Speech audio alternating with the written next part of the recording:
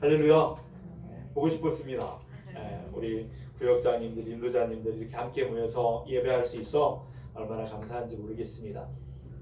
현장에서 그렇게 예배하시고 또 각 가정에서 또 가족들이 이렇게 모여서 예배하시는 우리 건강의 모든 가족들 그 삶의 자리에 우리 하나님의 큰 은혜와 평강이 가득하시기를 간절하게 기원합니다.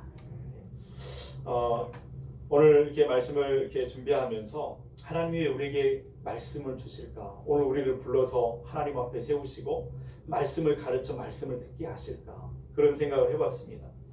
그것은 뭐 여러 가지 이유들이 있겠지만 한마디로 그렇게 말씀을 드린다면 우리로 하여금 그 말씀 가운데서 그 말씀을 누림으로 복 있는 삶을 살게 하기 위해서 우리로 하여금 행복한 삶을 살게 하기 위해서 말씀을 주셨다라고 하는 것입니다. 그와 관련된 성경의 말씀들이 많이 나와 있는데 신명기 10장 말씀에 보면 10장 12절 13절 말씀에는 그렇게 분명하게 기록하죠. 이스라엘아, 네 하나님 여호와께서 네게 요구하는 것이 무엇이냐? 곧 네 하나님 여호와를 경외하여 그의 모든 도를 행하고 그를 사랑하며 마음을 다하고 뜻을 다하여 네 하나님 여호와를 섬기고 내가 오늘 네 행복을 위하여 네게 명하는 여호와의 명령과 규례를 지킬 것이 아니냐. 할렐루야. 여기 보면 네 행복을 위하여 너에게 명령한 여호와의 명령과 규례라 이렇게 말씀하셨습니다. 하나님이 우리에게 말씀을 주시고 말씀을 가르치는 이유는 우리의 행복한 삶을 위해서라는 거예요. 우리가 복 있는 삶을 살게 하기 위해서다 이렇게 말하고 있죠. 그래서 여러분 실제로 하나님의 말씀을 그렇게 사랑하고 늘 말씀을 묵상하고 그 말씀을 따라 순종하고 살려고 하는 그런 사람들이 누리는 복에 관해서 성경은 여러 곳에서 약속하고 우리에게 주시는데 그 대표적인 것이 시편의 말씀에 기록하죠. 1편 1절에 보면 복 있는 사람은 그렇게 말하면서 쭉 복 있는 사람은 어떤 사람인가 말해주고 있습니다. 그러면서 오직 여호와의 율법을 즐거워하여 그의 율법을 취하로 묵상하는도다. 복 있는 사람이 그런 사람이라. 그 사람은 시냇가에 심은 나무가 철을 따라 열매를 맺으며 그 잎사귀가 마르지 아니함 같으니 그 사람이 행하는 모든 일이 다 형통하리로다. 할렐루야. 하나님의 말씀을 사랑하는 사람, 그래서 그 말씀을 묵상하고 그 말씀을 지키려고 하는 사람, 그 사람들은 시냇가에 심은 나무와 같다라는 거예요. 아무리 환경이 어떠하든지 마르지 않는다라는 거예요. 그래서 철 따라 열매를 주렁주렁 맺는 삶이 된다라고 말씀하십니다. 오늘 건강의 모든 가족들이 이런 복 있는 삶을 살아가시기를 주님의 이름으로 축원드립니다. 그런데 이 약속이 너무나 분명하고 하나님 우리에게 복 주시려고 행복한 삶을 살게 하시려고 이렇게 철을 따라 열매를 맺게 하시고 마르지 않게 하시려고 말씀을 주셨는데도 불구하고 그럼에도 불구하고 말씀대로 살아가는 사람은 그렇게 많지 않다라고 하는 것이죠. 왜 그럴까요? 하나님의 말씀이 너무나 분명한데 왜 그렇게 말씀대로 살지 못할까요? 그 이유는 간단합니다. 다른 것에 있지 않습니다. 사람은 다 자기 중심적이잖아요. 그래서 자기 생각대로 하고 싶은 겁니다. 내 마음대로 하고 싶어하는 그런 마음들이 가득하기 때문에 그렇다라는 거예요. 우리가 다 사람은 다 자기 중심적입니다. 내가 하고 싶은 것, 내 안의 욕구를 만족하기 위해서 내 안의 욕심을 채우기 위해서 그러기 때문에 하나님의 말씀대로 하지 않는다는 거예요. 알면서도 들었음에도 아침에도 들었는데도 점심에도 그대로 살지 못하는 우리의 모습들이 있다는 것이죠. 그것이 오늘 살아가고 있는 우리들이 앓고 있는 정말 중병 같은 그런 것이다 라고 하는 것을 깨닫게 됩니다. 오늘 우리가 읽었던 이 말씀 속에 흐르는 것이 바로 그것과 관련이 있습니다. 어느 날 이스라엘의 저 남쪽에 위치해 있는 그 예루살렘에서 지금 예수님이 어디 있어요? 이스라엘의 북쪽 갈릴리 지방 게네사렛에 있잖아요. 거기 계시잖아요. 그렇죠. 우리 지난주에 우리 나눴죠. 예.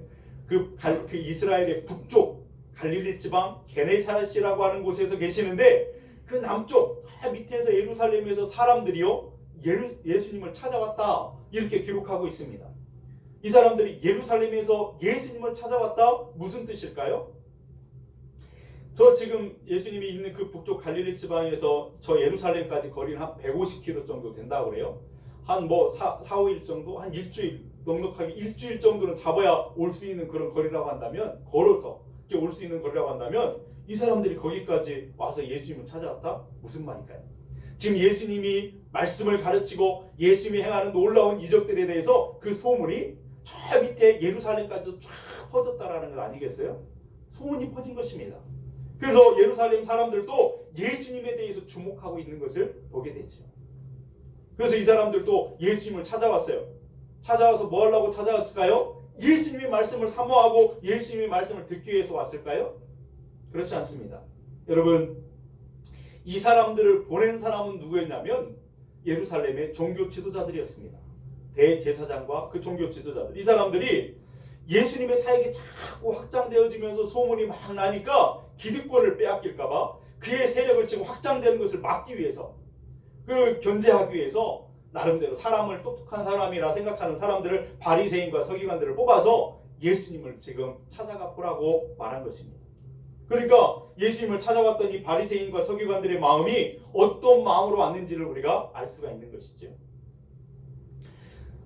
나름대로 색안경을 끼고 있는 거예요. 자기들이 어떤 그 색안경을 끼고 예수님을 관찰하려고 왔습니다. 뭐라는 것인가?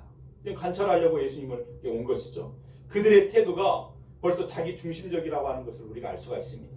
그래가지고 와서 관찰하고 살피는 겁니다. 뭐 좀 이상한 것이 없는가? 뭐 시기할 만한 것이, 그 시비를 걸 만한 것이 없는가? 그렇게 쳐다봤습니다. 관찰하고 시비 걸 것을 찾고 있다 보니까 작은 것도 크게 보이게 되는 것 아니겠어요? 그러다 보니까 얼마 되지 않아서 꼬투리가 될 만한 것들이 금방 눈에 들어오게 되었어요. 예수님의 제자들 가운데 예수님의 제자들이 무엇을 음식을 먹는데 손을 씻자고 턱 집어갖고 먹는 거예요. 떠버려. 그것을 보면서 이 바리새인들과 서기관들이 아주 즉시, 예, 그렇게 말씀하잖아요. 즉시 그냥 항의조로 항의하듯이 예수님께 따져 묻듯이 그렇게 질문합니다. 그것이 바로 5절 6절에 나와 있지 않습니까? 이에 바리새인들과 서기관들이 예수께 묻되, 따진 것입니다. 따져 묻듯이, 어찌하여 당신의 제자들은 장로들의 전통을 준행하지 아니하고 부정한 손으로 떡을 먹습니까? 이렇게 따져 물었습니다. 이 유대인들에게는 장로들이 가르쳤다라고 하는 전통이 전해져 오고 있었어요.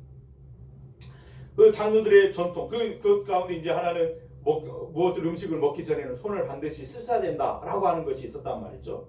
그런데 왜 당신의 제자들은 그렇게 하지 않고 장로들의 전통을 어기고 있느냐고 비난하는 것입니다. 왜냐하면 자기들은 그것을 잘 지키고 있거든요. 철저하게 지키면서 자기들은 깨끗하고 정결하고 흠이 없다라고 생각하고 있었습니다. 그 사람들을 얼마나 잘 지키는지 가로를 열어가지고 그렇게 설명해 주잖아요. 질문하고 거기에 대한 대답을 듣기 전에 3절 4절의 가로 속에서 그들이 어떻게 본래 하고 있는지 습관을 말해줘요. 3절 4절 보면 바리새인들과 모든 유대인들은 장로들의 전통을 지켜 손을 잘 씻지 않고서는 음식을 먹지 아니하며 또 시장에서 돌아와서도 물을 뿌리지 않고서는 먹지 아니하며 그 외에도 여러 가지를 지켜오는 것이 있으니 잔과 주발과 놋그릇을 씻음이로라. 그들이 평소에 그렇게 하고 있었다. 잘 지키고 있었단 말이에요. 여러분, 그렇다고 한다면 장로들의 전통이라고 하는 것이 무엇일까? 여러분, 백성들의 장로들이요, 율법을 연구하고 해석합니다. 그래가지고 백성들에게 그것을 가르쳐 주는데 그것이 이제 구전으로 쭉 전해져 오는 것이 바로 이제 전통으로 하나의 이제 내려오고 있었습니다. 원래는 하나님께서 모세에게 이스라엘 백성들에게 너희들은 이렇게 살아라 하고 주신 말씀이 있었어요. 이 율법이잖아요. 그렇죠? 그 율법이 있었다. 본래 그 말씀 율법이 있습니다. 그런데 그 율법대로, 그 말씀대로 실제 삶에서 살아보려고 하니까 여러 가지 상황들이, 다른 상황과 다른 환경들, 다양한 모습들, 삶의 자리에서 보니까 이게 어떤 그 고민되는 문제들이, 적용하려고 보니까 고민되는 문제들이 생겨요. 이런 상황, 저런 상황이 있다 보니까 이럴 때는 어떻게 해야 되지? 이런 상황에서 이것을 어떻게 적용해야지? 이런 고민이 생긴 것입니다. 그래서 이제 백성의 장로들이 그럴 때마다 이럴 때는 이 말씀을 이렇게 적용해라, 이렇게 살아라, 그러면서 그렇게 그 율법을 재해석하고 가르친 그런 내용들이 있었단 말이에요. 그것이 누적되면서 시간이 흐르면서 장로들의 전통이라고 하는 이름으로 그렇게 전해져 왔다라고 하는 것이죠. 본래 그래서 하나님의 말씀, 모세에게 주었던 하나님의 말씀은 요만큼이에요. 그런데 예수님 당시에 가서 보니까 차곡차곡 쌓이다 보니까 그 말씀이 해석이 붙고 하다 보니까 이만해진 거예요. 예수님 당시에. 그래서 장로들의 전통이라고 하는 명목으로 성경 말씀 외에도 수많은 규칙들과 수많은 규정들 이런 것들이 만들어지게 된 것입니다. 우리가 잘 아는 대로 안식일을 거룩하게 지키라 그러니까 거룩하게 지켜야 된다. 그럼 어떻게 하는 것이 거룩하게 지키는 것인가? 일하지 않아야 된다. 그럼 일하지 않으면 무엇을 안 하는 것인가? 그러면서 39가지 금지하는 것이 있었다는 거잖아요. 제가 다 말씀드리기는 어렵지만 거기에 보면 불 끄지 말아야 된다. 글씨는 2글자 이상 쓰면 안 된다. 진짜요? 거기 써졌어요. 금지하는 명령에 장로들의 전통에 글씨를 지워도 2글자 이상 지우면 안 돼요. 물건을 옮기더라도 여기서 저까지 옮기면 안 돼요. 몇 미터 이상 옮기면 안 돼요. 이런 금지하는 명령들이 39가지.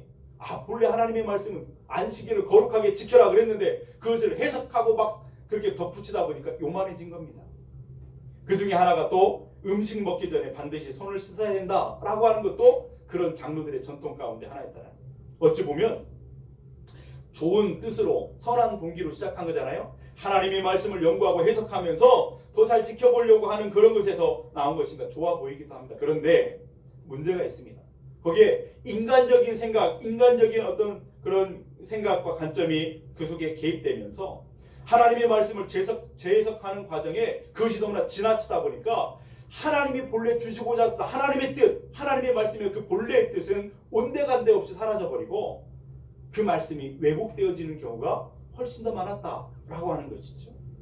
여기서 이제 우리가 생각해 볼 수 있는 것이 본질과 형식의 문제가 여기서 나타나게 되는 겁니다. 본질과 형식의 문제가 우리의 삶에서 볼 때 우리가 헷갈릴 때가 많거든요. 근데 분명한 것은 그냥 뭐 다른 것 차치하고 다 분명한 더 중요한 것은 뭐냐면 본질과 형식 가운데 본질이 항상 중요한 거예요. 그리고 형식은 그 다음이지 않겠습니까? 예를 들어 본다면 어떤 사랑하는 사람이 있어요. 정말 그 사랑하는 사람이 생일이 이제 됐네요. 그 선물을 주려고 예쁜 선물을 하나 샀어요. 그것을 포장하려고 포장지도 샀어요. 본질이 뭘까요? 선물이 본질이고 포장지는 형식이잖아요. 그런데 여러분 보세요. 아무리 포장지가 훌륭하고 좋아 보이고 금빛 나는 포장지를 할지라도 나는 포장지가 좋다고 나는 선물 때려치고 포장지만 가져가는 사람이 있을까요? 그렇지 않아요. 선물에 그 마음이 담겨있는 그것이 중요한 것이지 포장지가 아무리 화려하고 형식이 아무리 화려하다 할지라도 그것은 아무런 의미가 없는 것입니다. 그런 문제가 지금 바리새인들과 서기관들이 제기하는 손을 씻지 않고 음식을 먹는 그 문제에게도 배어있다라고 하는 거예요. 본래 이 사람들이 먹기 전에 손을 씻게 된 것은 위생 때문에 그런 것이 아니었습니다.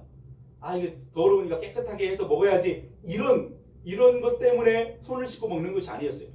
이 사람들이 손을 씻고 먹는 이유 가운데 하나는 뭐냐면 종교적인 이유 때문이었습니다. 이 사람들이 예수님께 질문한 그 내용 가운데 보면은요, 그 2절에 보십시오. 2절에 보니까 그의 제자 중 몇 사람이 부정한 손, 곧 씻지 아니하는 손으로 떡 먹는 것을 보았더라. 이렇게 말하잖아요. 여기 보면은 2절에 부정한 손, 곧 씻지 않은 손이라 이런 구절이 있는데 이 부정하다는 말이 사실은 이 번역된 헬라어 단어가 코이노스라고 하는 그런 단어거든요. 코이노스. 이 단어가 뭐 부정하다는 안 좋은 뜻처럼 이렇게 번역되어 있긴 하지만 사실은 좋은 뜻이었거든요. 원래는 좋은 뜻입니다. 무슨 뜻이냐면 코이노스라는 뜻이 교제하다 또는 사귀다, 서로 나누고 베풀다 이런 좋은 뜻입니다. 그런데 왜 여기서 쓰여지는 이 단어가 부정적으로 부정하다 이런 뜻으로 쓰여졌을까? 사귀는 것, 교제하는 것 이것이 왜 부정한 일이 되었을까요? 예를 들어서 이런 겁니다. 사람들이 혼자만 살 수 없으니까 더불어 살아가는 거잖아요. 어떤 모임에 가면 서로 인사를 나누잖아요. 저도 어저께 이렇게 노예 어떤 시찰에 또 사람들 이렇게 모여서 함께 예배를 드리는 일이 있어 가서 봤더니 코로나 상황이다 보니까 악수 안 하고 그냥 목례만 할 줄 알았더니 다 악수하고 그냥 손잡고 반갑게 막 껴안기도 하고 막 그러세요. 네. 만나서 교제하다 보면 악수하고 인사를 나누고 교제, 사귀게 되는 거잖아요. 그렇잖아요? 손을 만지게 되고 손과 손이 맞닿게 되고 그렇단 말이에요. 이 모습을 보면서 어떤 사람이 생각할지 몰라요. 아니 나는 악수하지 않을 거라고. 내가 지금 손잡으면 저 사람 안에 있는 불결한 것이 나한테 묻어올 것이라고. 나는 더러워질 것이라고. 내가 부정하게 된다. 이렇게 생각한다면 손을 만지지 않을 것입니다. 아니 만지고 왔다 하더라도 손을 바로 씻을 거예요. 그렇지 않겠습니까? 근데 이 유대인들 가운데는 뭐냐면 유대인과 서기관들, 바리새인과 서기관들은 많은 사람들과 그렇게 어울리고 교제하고 악수하고 만지다 보면 자기도 더러워지고 부정해진다라고 생각했습니다. 부정해진다고 사람이. 그래서 이제 손을 씻어야 된다고 그렇게 생각을 한 거죠. 위생 때문이 아니라 종교적인 이유 때문이었어요. 마치 유대인들이 이방인들과는 겸상하여 밥을 안 먹어요. 왜요? 부정해진다고 생각했어요. 아니, 어떤 아픈 사람을 만지지 않아요. 왜 안 만져요? 나도 부정해진다고 생각했어요. 그런 이유 때문에 그렇게 했다라고 하는 것이죠. 그래서 자신을 더럽히지 않으려면 자신의 깨끗함을 유지하기 위해서는 다른 사람과 교제하지 않는다. 뭐 좀 이렇게 그 손을 씻어야 된다라고 하는 그런 생각으로 가지고 있었단 말이죠. 그래서 이 교제하다, 사귀다라고 하는 이 단어가 더럽다라고 하는 뜻으로, 부정하다라고 하는 뜻으로 이렇게 표현되고 있다라고 하는 것을 보게 됩니다. 그렇게 이제 예수님 당시에 쓰여졌다라고 하는 것이죠. 그들이 그렇게 쓴 것입니다. 물론 거기까지는 이제 바리새인들이 그 생각하고 있는 그 의도가 어떤 것인가 이해할 만합니다. 왜냐하면 우리가 활동을 하다 보면 믿는 사람들과만 만나는 건 아니잖아요. 안 믿는 사람도 만나게 되고 여러 사람들과 만나서 교제하고 또 어떤 모임에 가서 열심히 그 모임에 동참하고 또 조직에 몸담고 살다 보면 본의 아니게 이제 거기에 휩쓸리게 될 때가 있어요. 거기에 동화되어서 부정한 일에도 관여하게 되고 마음이 휩쓸려서 타락할 수도 있게 되는 것이잖아요. 그래서 그렇지 않기 위해서는 따로 좀 분리하고 좀 또 따로 떨어져서 할 필요가 있을 것 같습니다. 그래서 이 바리새인과 서기관들이 생각하는 그것을 전혀 이해하지 못하는 것은 아니라는 것이죠. 근데 문제는 뭐냐면 만약에 그렇게 거룩해지고 싶고 깨끗하게 싶고 정결하게 되고 싶은 사람이 있는데 그래서 다른 사람들과 교제도 하고 떡먹기 전에 손을 깨끗이 날마다 씻는 사람이 있는데 근데 정작 그 사람의 마음은 온갖 더러운 것으로 가득 차 있다고 한다면 어떻게 되는 것일까? 겉은 막 손을 씻고 소독제를 뿌리고 그렇게 하는데 그 마음 가운데는 이미 더러운 것으로 가득 차 있다면, 그런데도 그 마음을 씻어낼 생각은 하지 않고 손만 씻고 있다고 한다면 어떻게 되는 것입니까? 여기서 본질과 형식의 문제가 등장하는 것이죠. 손을 씻는 것과 마음을 씻는 것, 어떤 것이 본질이고 어떤 것이 형식일까요? 마음을 씻는 것이 본질이고 손을 씻는 것은 형식의 문제일 것입니다. 손을 씻는다, 이 사람들이 생각하는 그 손을 씻는다라고 하는 것은 사실은 마음을 깨끗하게 하겠다라고 하는 그 태도를 겉으로 표현하는 형식에 불과한 것이다 라고 하는 것이죠. 그런데 늘 손을 씻으면서도 뭐라고 말하냐면 손 안 씻고 떡 먹는 사람들을 그렇게 정죄하고 그렇게 그들은 부정하다, 그렇게 경멸하고 그렇다라는 것. 정작 자기 자신 속에는 더러운 것으로 가득 차 있는데 그것을 씻을 생각을 하지 않으면서 있다고 한다면 그것을 뭐라고 말할 수 있냐면 외식하는 자라, 이렇게 말하게 된다라고 하는 것이죠. 예수님께서 제자들을 시비하는 이 사람들을 가만히 보니까 그런 것입니다. 예루살렘에서 올라온 그 바리새인과 이 서기관들 속에 악한 것이 꽉 차 있는 거예요. 그러면서 그것을 보지 못하고 겉만 깨끗하게 하는 사람들이었어요. 정작 그들의 손만 씻고 있고 마음을 씻지 않는 것을 다 보시고 아셨습니다. 그래서 주변에 있는 사람들을 다 불러 모아놓고 그런 것이 얼마나, 그런 행동이 얼마나 잘못된 것인가, 얼마나 어리석은 것인가라고 하는 것을 예수님이 깨우쳐서 가르치고 있다라고 하는 것이죠. 그 말씀이 이제 14절부터 이렇게 쭉 나오는데 거기에 이렇게 기록하고 있죠. 무리를 다시 불러 이르시되, 깨우쳐 알게 하시는 거예요. 그것이 얼마나 어리석은 일인지. 너희는 다 내 말을 듣고 깨달으라. 무엇이든지 밖에서 사람에게로 들어가는 것은 능히 사람을 더럽게 하지 못하되 사람 안에서 나오는 것이 사람을 더럽게 하는 것이니라 하시고 가르쳐 주시는 거죠. 물론 손을 안 씻고 떡을 음식을 먹는다라고 하는 것은 위생적으로 좀 불편할 수는 있겠습니다. 이렇게 그럴 수 있죠. 그렇지만 그렇다고 해서 그 사람이 손을 안 씻고 떡을 먹었다고 해서 그 사람이 부정한 사람이 되거나 악한 사람이 되거나 그런 것은 아니잖아요. 사람이 악한 마음에서 나오는, 그 마음에서 악한 것이 나오기 때문에 그게 더럽고 부정한 사람이 되는 것이지, 손을 안 씻고 음식을 먹었다고 부정하고 악한 사람이 되는 것은 아니라 하는 것입니다. 그래서 예수님께서 제자들에게 사람의 마음에서 나오는 것이 무엇인가 라고 하는 것을 20절 이하에서 분명하게 가르쳐주고 있습니다. 거기 보니까 또 이르시되 사람에게서 나오는 그것이 사람을 더럽게 하느니라. 속에서 곧 사람의 마음에서 나오는 것은 악한 생각, 곧 음란과 도둑질과 살인과 간음과 탐욕과 악독과 속임과 음탕과 질투와 비방과 교만과 우매함이니 이 모든 악한 것이 다 속에서 나와서 사람을 더럽게 하느니라. 이렇게 가르쳐주고 있습니다. 예수님이 보실 때는 율법의 관행에 익숙하지 않아서 그냥 무심코 음식에 손을 대서 씻지 않고 이렇게 먹는 제자들하고, 이제 율법에 너무나 잘 익숙하고 그것을 연구하고 해석하는 그런 바리새인이나 서기관들, 그래서 자기들은 그것을 잘 지키기 때문에 정결하고 깨끗하다고 생각하는, 자칭 정결하다고 생각하는 이 바리새인과 서기관들을 놓고 비교해 보니까 누가 더 더럽다라는 거예요? 바리새인과 서기관들. 손을 씻고 먹지만 마음을 씻겨지지 않은 이 사람들이 훨씬 더 더럽다라고 하는 것을 말해줘요. 왜요? 그 마음에 악한 것이 꽉 차 있기 때문에. 여러분, 이 본질과 형식이 이상하게 뒤바뀌어버린 경우들은 얼마나 많이 있는지 몰라요. 우리가 신앙생활에서도 많고 또 그 성경에도 얼마나 많이 기록된지 몰라요. 그 예수님이 한 가지 더 예를 들어서 설명하죠. 그것이 바로 고르반의 이야기입니다. 고르반. 어떤 사람이 이제 월급을 이제 또 내일 모레 월급을 타요. 월급을 타는데 그냥 기분 좋아가지고 어머니 아버지 모셔다 놓고, 제가 이번에 월급 타면 아버지 어머니 다 드리겠습니다. 이렇게 말했단 말이에요. 아버지 어머니가 흐뭇해가지고 기대감이 컸어요. 그런데 월급을 그날 가가지고 월급을 타가지고 딱 받고 보니까 욕심이 생겨요. 쓸 것이 막 생각나네요. 그래서 어떻게 하냐면 이 사람이 제사장에게 부모님께 쓰려고 준비했던 그 돈을 부모님께 드리지 않고 성전에 가가지고 제사장에게 그것을 드립니다. 드리면서 잠깐 맡아달라고 그렇게 말하고 집에 와가지고 말하는 거예요. 아버지 어머니, 제가 부모님께 쓰려고 그렇게 딱 했다가 가만히 생각해 보니까 하나님께 드리면 하나님이 더 기뻐하실 것 같아서 내가 성전에 바치고 왔습니다. 고르반 했습니다. 그러면 그 장로들의 그 전통에는 뭐라고 하면 하나님이 먼저라는 거예요. 하나님이 항상. 그러니까 하나님께 드렸습니다. 그러면 그 보통 유대인들 같은 경우는 그것을 뭐라고 할 수 있는 사람이 없어요. 그것을 뭐라고 한다면 믿음 없음이 나타나게 되기 때문에. 그래서 그렇게 말하고 나서 했다라는 것이죠. 그렇게 되면 이 사람이 진짜 하나님께 정말 자기 모든 것을 다 드려 바친 것인가? 그렇지 않습니다. 그것을 이용하고 악용하는데 제사장에게 다시 찾아가죠. 그러면서 아까 맡겼던 거 도로 내놓으세요. 그리고 다시 찾아옵니다. 보관유처럼 얼마 좀 떼어주고 나머지는 다 자기 호주머니에 다시 넣는 거예요. 얼마나 사악한 마음입니까? 악한 마음입니다.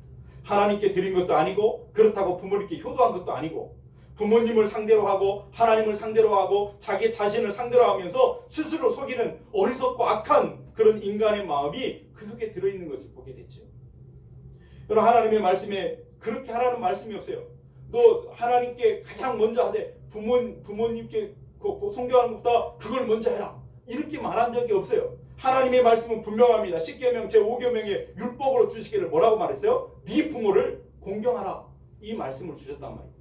근데 이것을 막 해석하면서 그렇게 하면서 이 사람들은 뭐라고 하느냐면, 인간들이 만들어 놓은 그 장로들의 전통 속에 하나님께 먼저 드려요.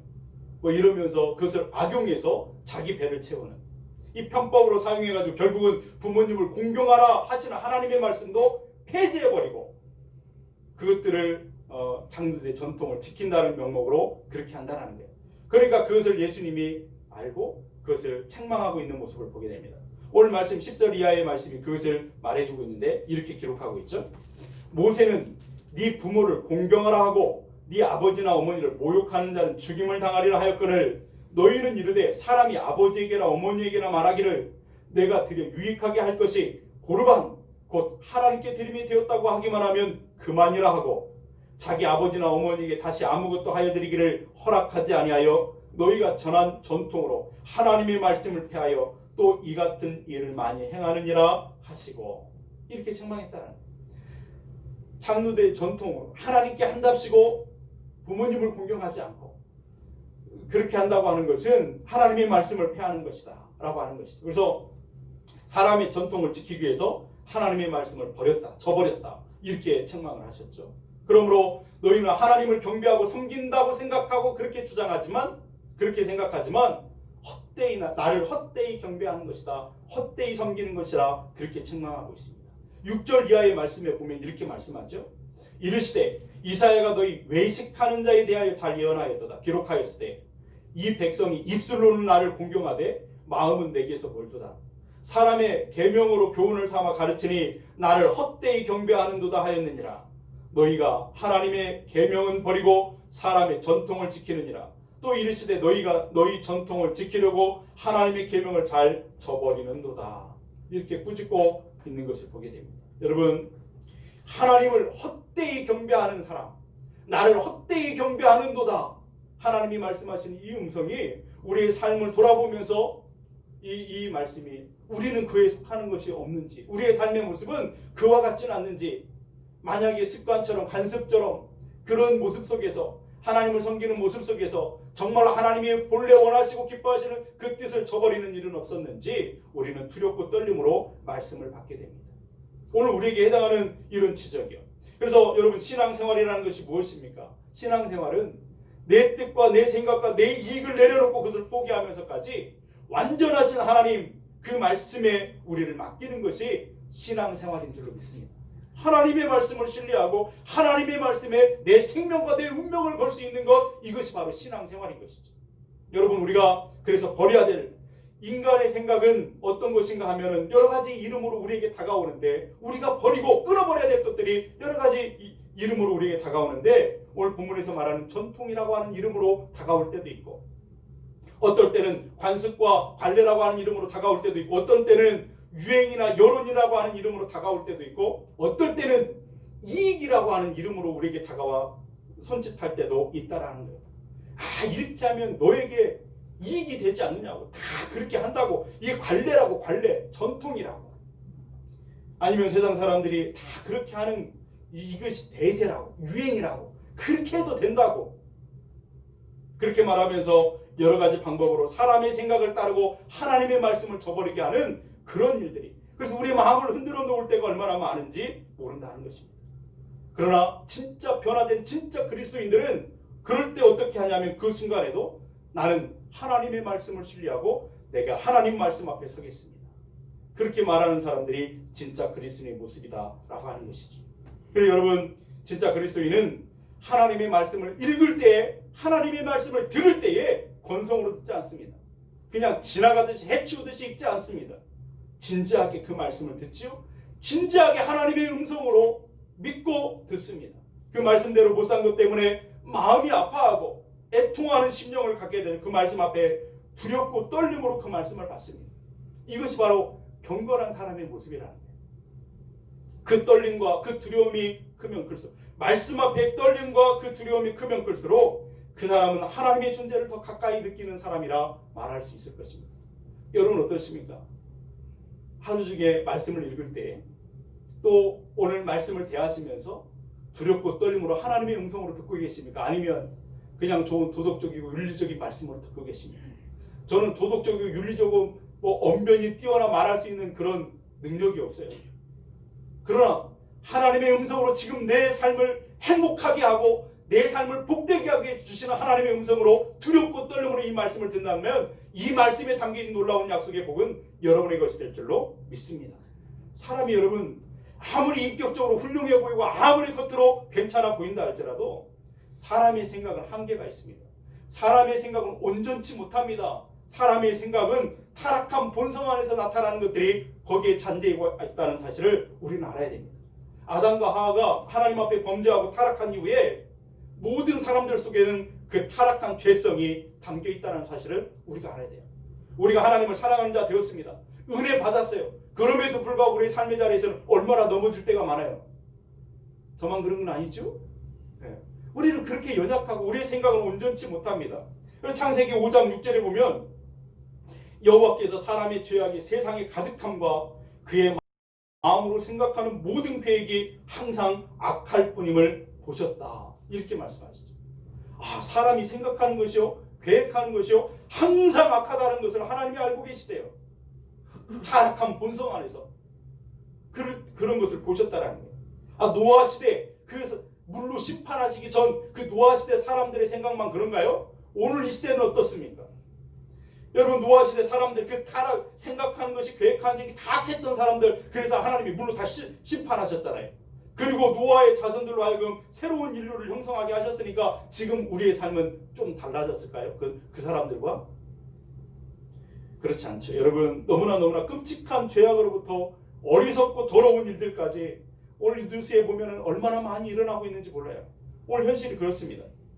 얼마 전에 어떤 사건을 이렇게 접하면서 뉴스에서 접하면서 잠을 이루지 못한 사건이 하나 있었어요.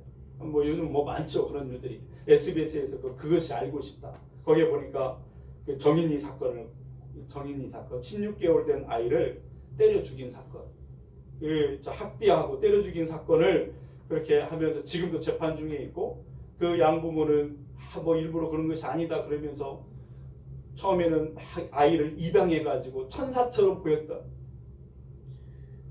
그래서 지금 그 사건이 일어나면서 많은 사람들이 공분을 사고, 여러분도 알고 계시지요? 예, 모르시는 분이 딱 두 분 계시긴 한데 알고 계실 거예요. 그 얼마나 세상을 떠들썩하겠습니까? 16개월 된 그 아이를 입양해서 16개월 됐는데 정말 끔찍하게 학대하고 살해했던 그 젊은 부부가 있었어요. 그 양부모가 자라온 삶의 자리는 목사 집안에서 자랐대요. 얼마나 그 소리가 부끄럽고 창피하고 하나님 앞에 죄송하고. 유명한 기독 포항에 그 양모의 아버지는 포항에, 이름도 말하고 싶네요. 하여튼 그런 그 교회 이름 있는 어떤 목사님이었다는 거예요. 그리고 이 사람들은 공부를 했는데 또 유명한 기독교 대학 한동대 거기 나와가지고 두 사람 다 거기 나와서 졸업한 사람이라는 거죠. 또한 그 남편은 CBS 방송국, 기독교 방송국에서 근무하고. 정말 두려운 마음이 들었어요. 이 사람들이 그리스도인이라는 이름으로, 이 사람들은 속으로 생각이 자기들은 하나님 사랑한다고. 8개월 동안 그 아이를 입양해서 8개월 동안 살아가는데 그 핸드폰 동영상에 보니까 800개 그 학대하는 동영상을 찍고 낄낄거리면서 그것을 즐거워했다는 거예요. 얼마나 가슴이 아프고 막 잠을 이룰 수 없는, 막 화가 나고 분노가 나고 막 그랬던 기억이 있습니다. 막 배고파하는 아이들은 배고프면 울기도 하고 그러잖아요. 배고파하는 아이에게 고추장을 먹였대요. 초고추장을. 그 어린 애기한테. 그러면서 뭐 방 안에 혼자 내버려두고 차 안에 혼자 내버리고 지네 가족들만 가서 밥 먹고 몇 시간 동안 방치해놓은. 그래서 아이가 지쳐갖고 잠들게 하고, 아이가 8개월 동안 그 아이가 웃음이 사라지고 그 아이가 얼굴이 어두워지고 시커매지고 살이 빠져요. 아이를 막 세워놓고는 그 남편이 그 동영상이 있다는데 전 그거 보지는 못했지만 그 이야기를 들으면 가만히 세워놓고 비비탄으로 얼굴을 썼다는 거예요. 막 여기가 시커멓게 멍들어서 왜 그랬느니 비비탄을 쏴가지고. 비비탄이 뭔지 아시죠? 애들이 거기 뭐 떠가지고 총을 쏘는 거거든요. 그거 맞으면 저도 아파요. 많이 아파요. 그런데 그것을 애기한테 막 쏴대고 낄낄대고 좋다고. 어떻게 이럴 수 있습니까? 사람이 때리고 밟고 꼬집어서 여기저기 골절이 되고, 마침내는 그 아이가 배 안에 장기가 끊어지고 피가 보여서 마지막에는 그렇게 외롭게 죽어간 아이. 그래서 모든 사람들이 막 분노하고 공분을 사고 그랬던 거 보게 되잖아요. 정말 끔찍한 게 어쩌다가 이야기가 이렇게 길어졌는지 모르겠는데, 이 양모의 할아버지가 목사님인데 그 아이가 죽은 지, 살해당한 지 이틀 만에 그 아버지가 이제 그 목사님이 이제 생일이었던 것 같아요. 가족들이 다 모였어요. 다 모여가지고 이제 와인 파티를 벌였다는 목사 집에. 참, 이걸 어떻게 설명할 수 있는 거예요? 우리는 그들과는 너무 다른 것인가요? 우리 안에 타락한 본성은 언제라도 튀어나올 수 있는 거예요.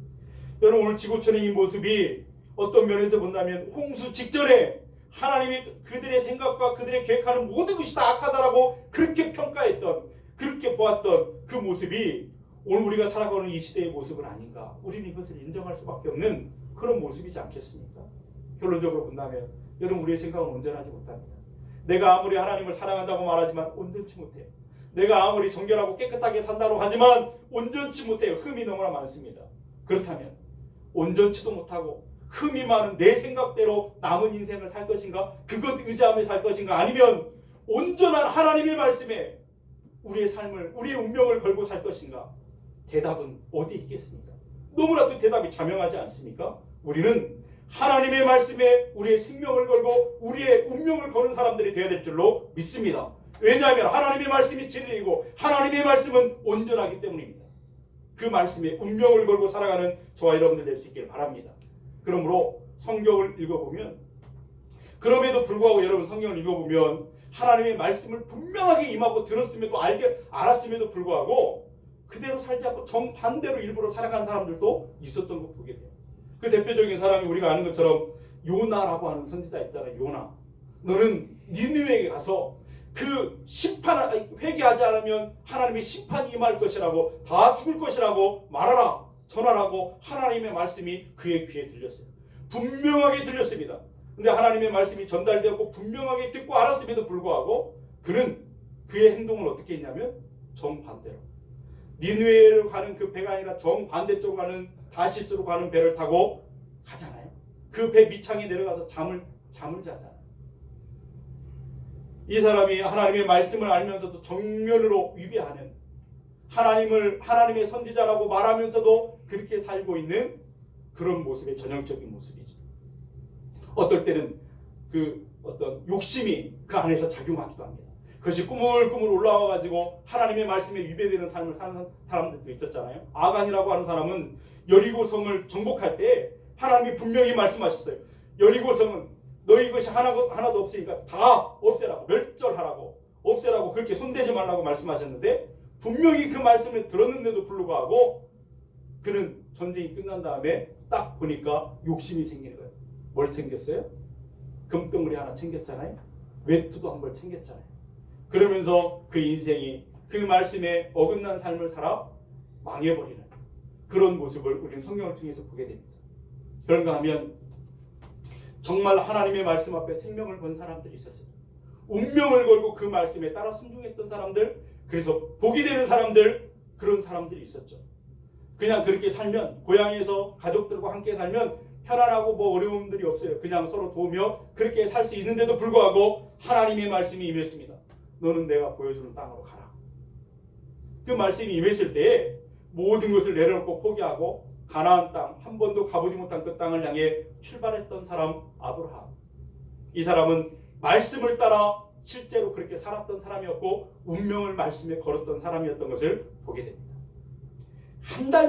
딱 한 달만 눈 감고 그렇게 있었다고 한다면 총리직을 계속 그렇게 할 수 있었을 텐데, 다리오 왕에게 앞으로 30일 동안 절하지 않고서는, 그에게만 기도하지 않고서, 그에게만 엎드리지 않고서는 반드시 사자굴에 집어넣겠다. 말도 안 되는 법이 그렇게 공포되었을 때 그 이야기를 너무나 잘 알고 있었음에도 불구하고 그 다리오 왕보다 더 위대하신 하나님, 그분의 말씀을 가슴에 새기고, 하나님이 율법에 뭐라고 말씀하시죠? 나 외에는 다른 신을 섬기지 마, 다른 신 앞에 절하지 말라 말씀하신 그 말씀을 따라 내 기도를 받으실 분은 오직 여호와 하나님이시다, 그런 믿음을 가지고 죽기를 각오하고, 사자굴에 들어가 죽기를 각오하고 기도를 했던 사람 누구요?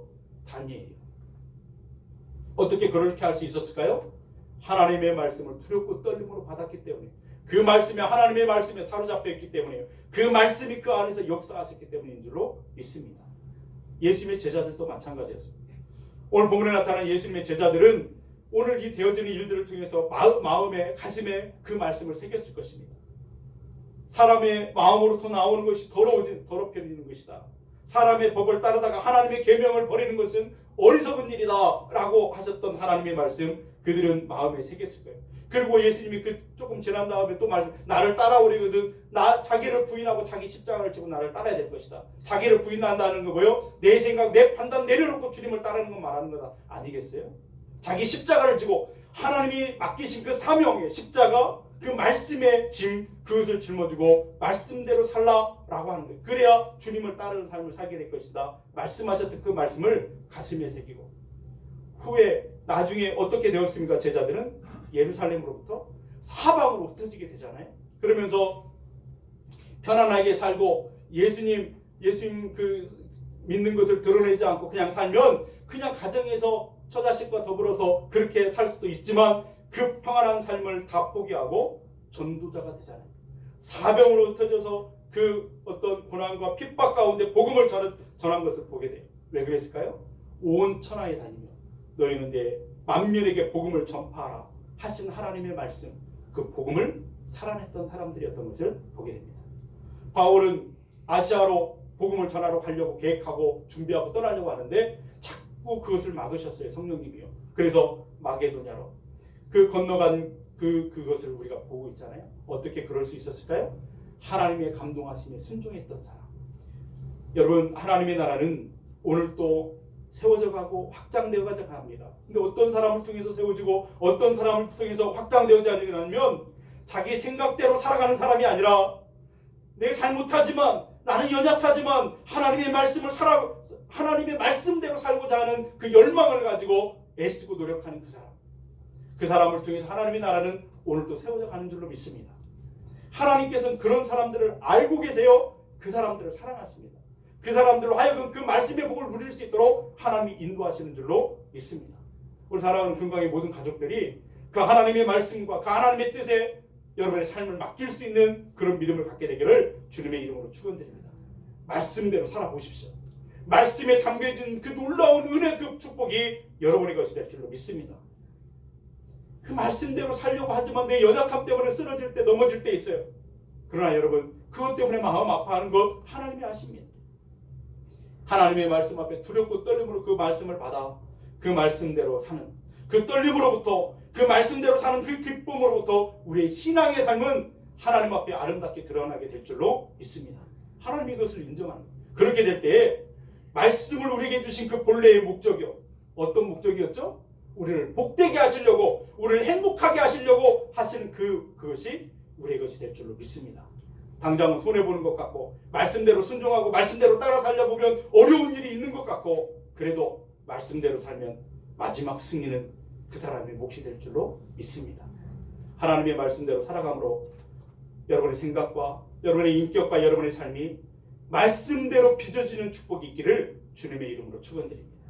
기도하시겠습니다.